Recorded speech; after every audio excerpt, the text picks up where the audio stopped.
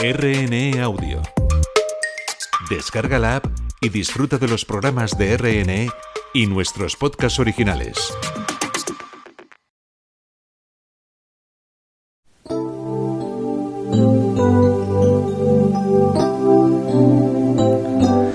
El partido me propuso renunciar a mi fe cristiana y colaborar con ellos pasándoles información desde dentro de la iglesia, cuenta Valerica Strubert. Al negarme, me dieron un trabajo de carga y descarga. Hola amigos, les saluda Esteban Lozano. A mi lado, como siempre, Beni Moreno. ¿Qué tal estás, Beni? Hola Esteban, muy bien. ¿Y tú?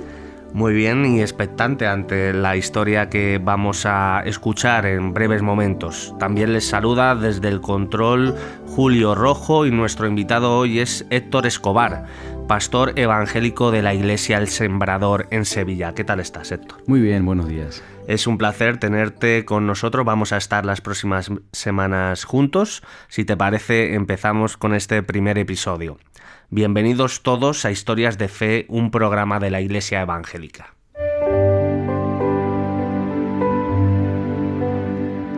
Durante la dictadura comunista en Rumanía, los cristianos evangélicos sufrieron represión psicológica, trabajos forzados o el bloqueo a un empleo digno, entre otras vejaciones. Valerica Strubert experimentó esta realidad en los últimos años del régimen cuando terminó sus estudios en el instituto. Un comité nos asignaba trabajo en función de la nota final de graduación, dando prioridad a los residentes. Mis compañeros salían satisfechos, incluso los que tenían notas más bajas o no eran de nuestra ciudad, recuerda Strubert. Yo cumplía todos los requisitos, así que esperé mi turno con entusiasmo, confiada en recibir un buen puesto.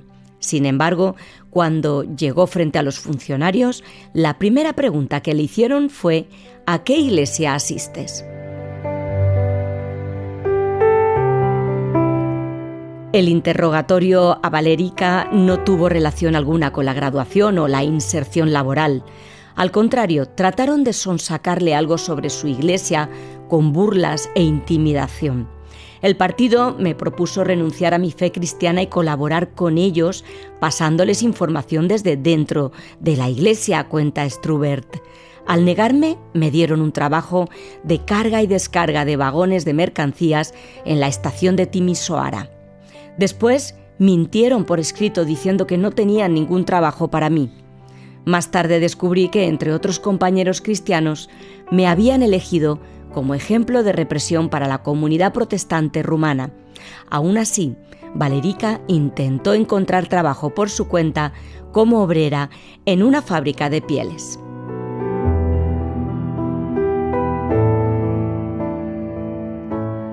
Valerica estaba muy involucrada en el grupo musical de su iglesia y asistía a clases de canto con el sueño de formar parte del coro de la ópera de Timișoara. Las pieles me irritaban la garganta y empecé a toser sangre, así que tuve que dejar el canto, asegura la joven. Luego entré en un almacén de textil y calzado. Mi condición física no era fuerte y cuando llegaba el camión había que descargar rápidamente cientos de kilos. Fueron días agotadores. Los trabajos no cualificados formaban parte de la llamada reeducación de Strubert.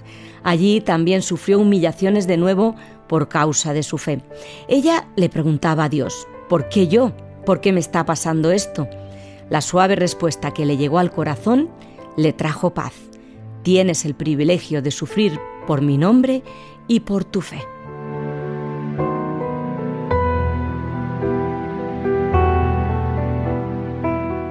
Valerica se casó con Marcel y esperaban su primer hijo, aunque el embarazo peligraba por los riesgos laborales.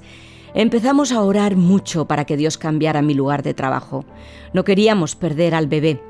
Estaba de 5 meses cuando Dios hizo el milagro, relata Strubert, que consiguió un nuevo puesto como cajera en una farmacia de Timișoara sin sobornos ni contactos. Trabajando, un día entró un antiguo profesor que participó en la asignación de puestos. Nunca olvidaré su asombro al verme. «No es posible que estés aquí», me dijo. Sus palabras confirmaron la sospecha de Valerica acerca del plan destructivo del régimen con ella. Pero hoy asegura confiada que Dios tenía un plan diferente. En la actualidad, Valerica Strubert y su esposo son pastores de la iglesia Relevant en la ciudad de Arad, al oeste de Rumanía.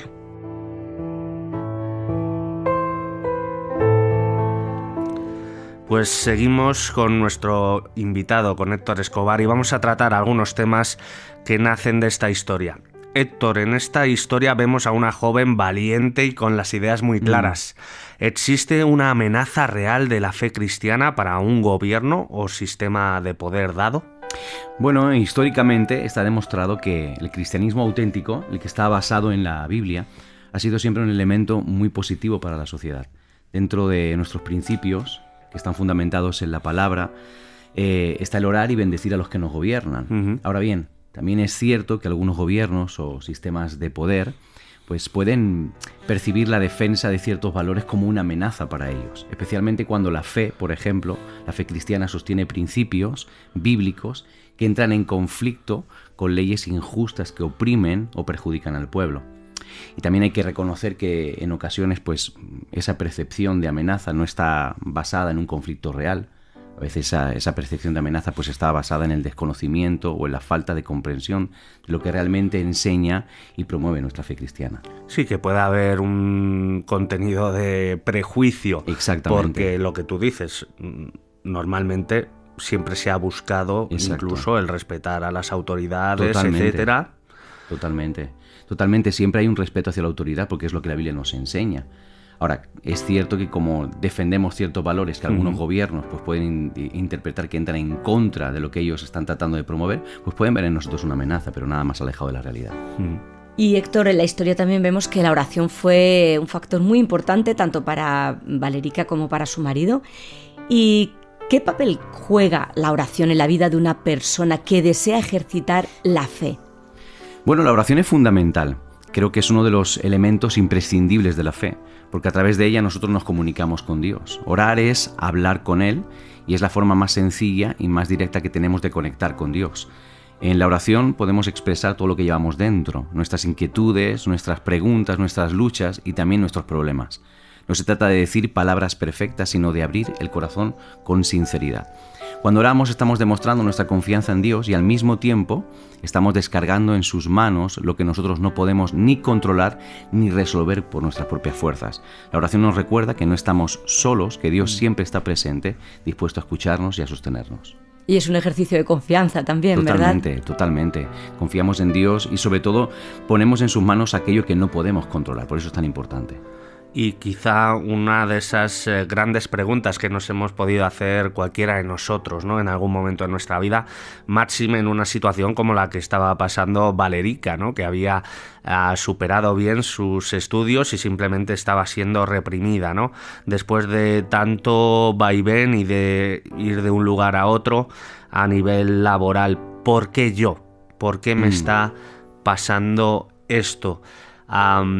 ¿Qué piensas que dice Dios cuando tenemos este sentir en nuestro corazón? ¿Por qué yo, no? Bueno, realmente cuando hablamos del sufrimiento, ¿no? Partimos de la base de que, hombre, a la luz de la palabra del Señor se nos habla de que sufrir por la causa de Cristo es un privilegio, ¿no? Pero tenemos que entenderlo primero y hay que poner esto como base, que a nadie le gusta sufrir. O sea, el sufrimiento no es algo agradable, no buscamos sufrir, no nos gusta sufrir, a nadie le gusta sufrir. Sin embargo, cuando el sufrimiento o lo que nos pasa llega por causa de nuestra fe, lo que estamos haciendo es caminar por el mismo sendero que Cristo caminó. Como cristianos, nosotros seguimos los pasos de Jesús y Él mismo pasó por el sufrimiento antes de llegar a la gloria. Por ejemplo, en Romanos capítulo 8, 17 se nos recuerda que participar de los sufrimientos de Cristo está unido también a participar de su gloria. En Hechos 5, 41, los apóstoles se alegran porque han sido considerados dignos de sufrir por el nombre de Jesús. Y en Mateo capítulo 5, versos 11 y 12, el propio Jesús afirma que quienes son perseguidos o insultados por causa suya, pues serán recompensados.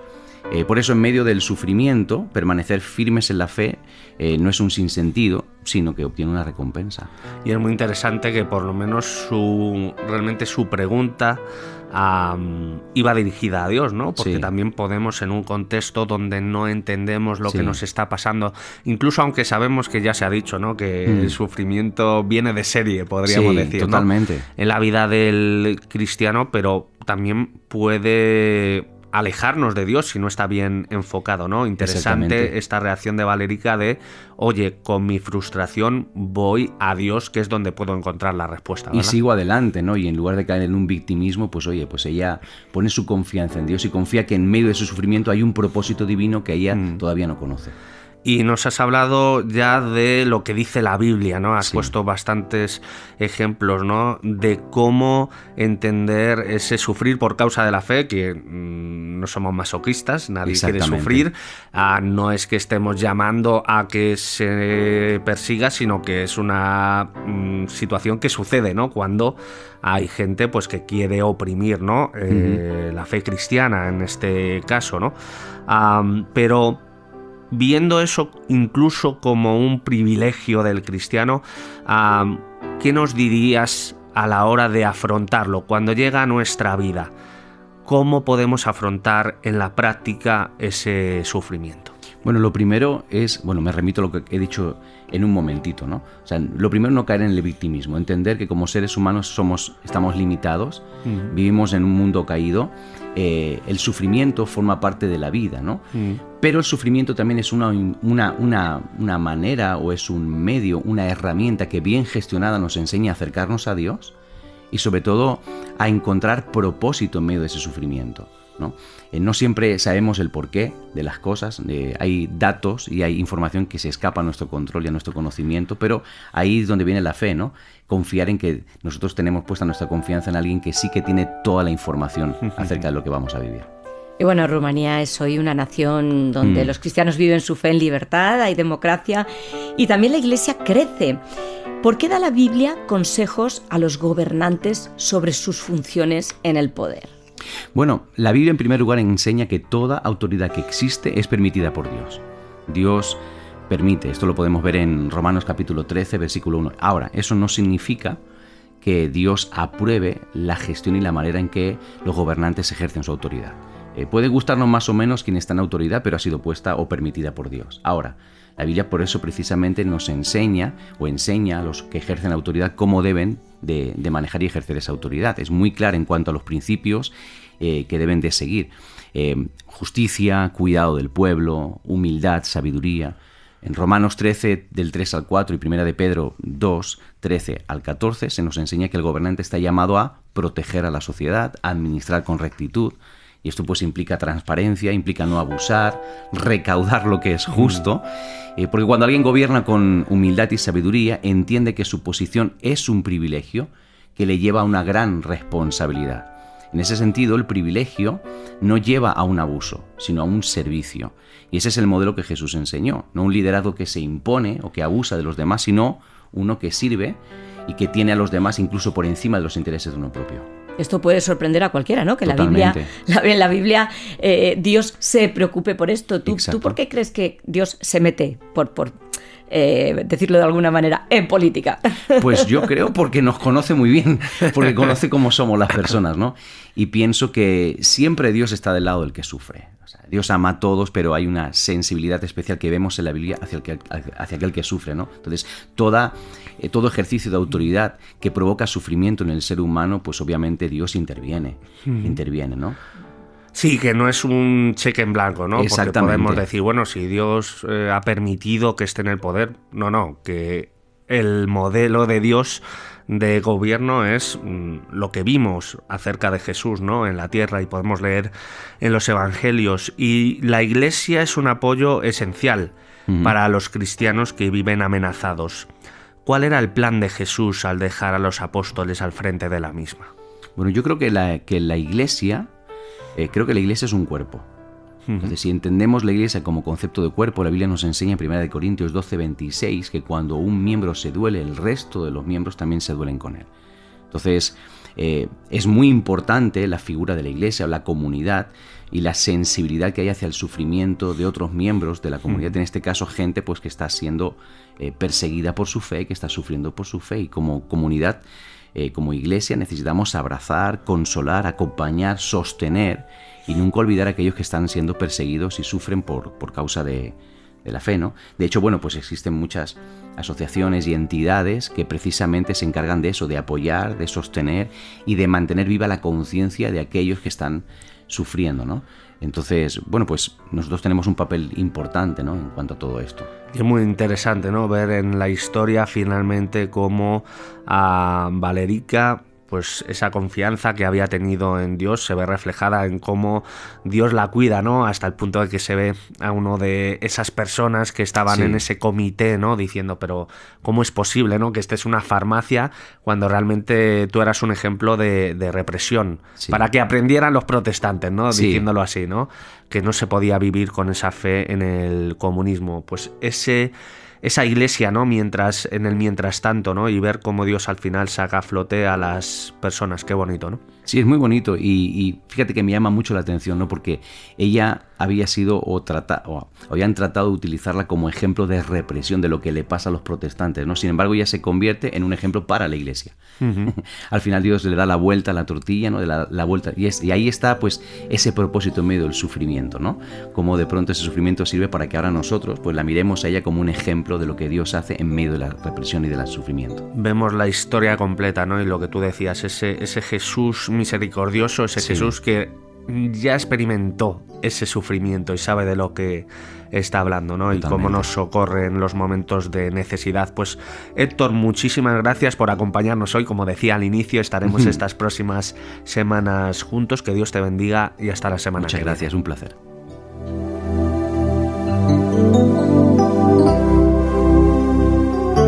¿Te imaginas crecer como cristiana en un país donde se rechaza cualquier idea de fe en un ser superior y que ha convertido en dioses a sus propios líderes, abusando de su capacidad de gobernar sobre una nación hasta el punto de decidir quién y dónde puede trabajar recién graduado? ¿Te imaginas que tú eres una de esas personas y te escogen para aleccionar a los protestantes, relegándote a trabajos pesados y en extremas condiciones más allá de tu fuerza física? Pero tú clamas a Dios y Él te ayuda a resistir y te da su paz. ¿Te imaginas que te quedas embarazada y temes por tu bebé a causa de la dureza del puesto laboral, pero junto a tu marido clamas a Dios por un cambio y Él hace el milagro dándote trabajo de cajera en una farmacia que sorprende incluso a uno de los profesores que te eligieron para castigar a tu comunidad de fe? Pues no te lo imagines más. Es verdad, la verdad de los que perseveran en el nombre de Jesús. Quitas, tu voluntad puede doler, pero sé que todo va para bien. Bien, amigos, tenemos que despedirnos. Os dejamos con el grupo Un Corazón y su tema 1000 pedazos. Gracias por acompañarnos un día más en Historias de Fe. Para aquellos que queréis seguir investigando, queremos regalaros la Biblia como parte de nuestra campaña de promoción de lectura. Llámanos al teléfono 673-466-366 o mándanos un WhatsApp si lo prefieres y te la enviaremos totalmente gratis. Nos gusta, por otra parte, también recibir vuestros mensajes, así que aparta un momento y mándanoslo a ese mismo número, 673-466-366. Adiós y que la paz de Cristo os acompañe.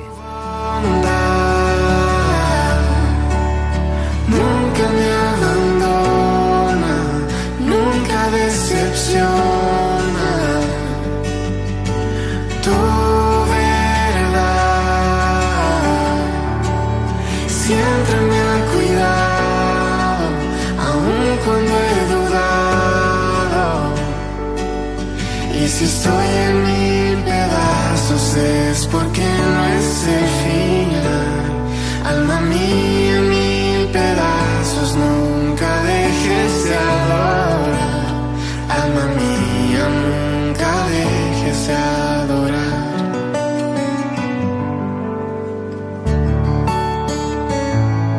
Nunca dejes de adorar.